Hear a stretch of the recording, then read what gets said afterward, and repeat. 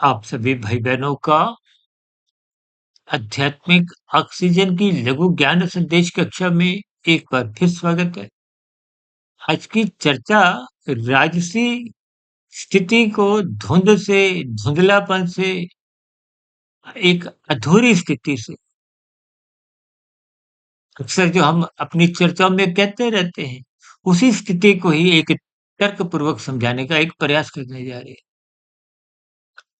देखिए, जैसे वृद्धावस्था आते-आते आपको में दूर का नज़र नहीं आता, पास की भी धुंधली स्थितियाँ नज़र आती हैं।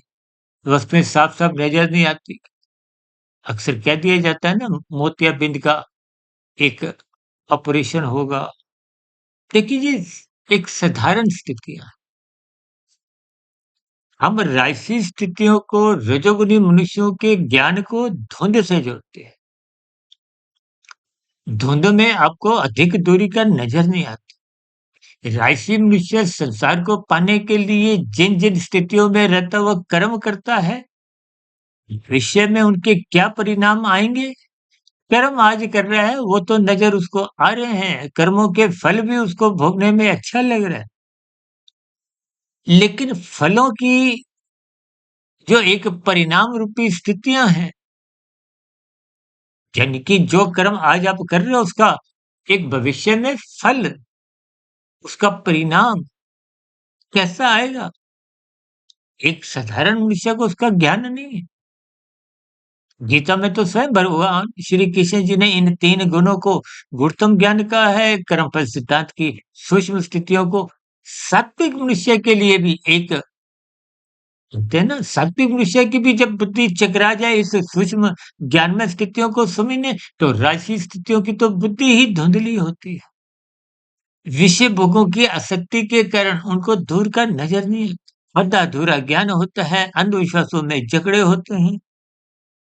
इसीलिए धुंध में जब वो विषय भोगों की आंधी में आप भाग-दौड़ करते हो, देखिए जब गाड़ी धुंधमय स्थितियों में तेज चलाओगे तो दुर्घटनाएँ होंगी।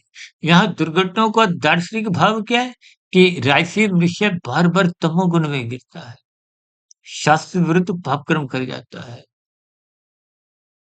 कानून का उल्लंघन तो कितना ही करता रहता है, मनुष्य को इसका बोध नहीं होता, क्योंकि धुंधली स्थितियाँ हैं। परिणाम आने में अभी समय लगता है।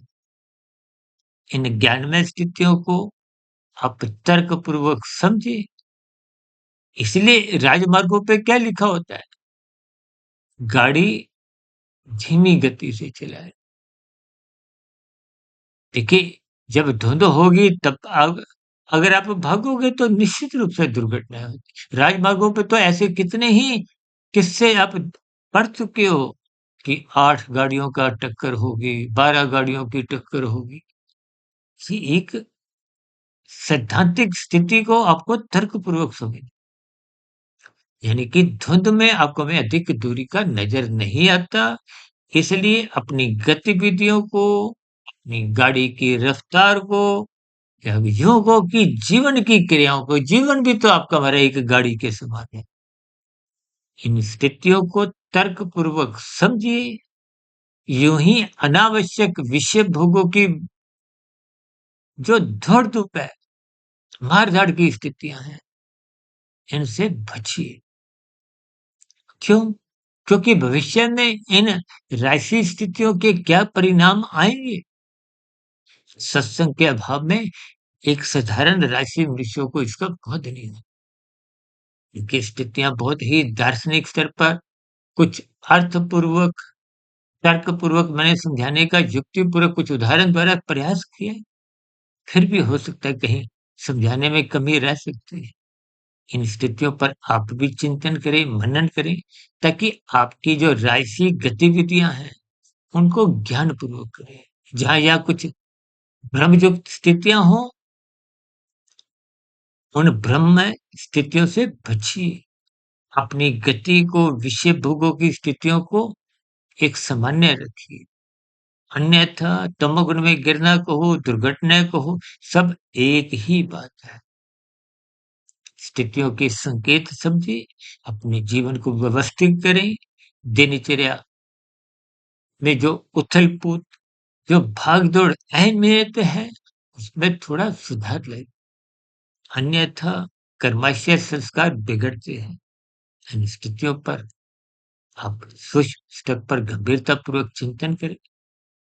चर्चा विशेष को यहीं विराम देते हैं। शाम को सर्व कल्याण वृक्ष की प्रश्नोत्तर ज्ञान कक्षा में कुछ शॉर्ट्स की वीडियो और कल सुबह पुनः ब्रह्म मुहूर्त ज्ञान उपदेश कक्षा में किसी गंभीर विषय के साथ फिर मुलाकात करेंगे। तब तक आप अपने आध्यात्मिक मित्र सुधीर भाटिया फकीर को इजाज़त दें। वीडियो संबंधित आपके प्रश्नों का, सुझावों का और शिकायतों का नीचे कमेंट्स बॉक्स पर सदा ही स्वागत है।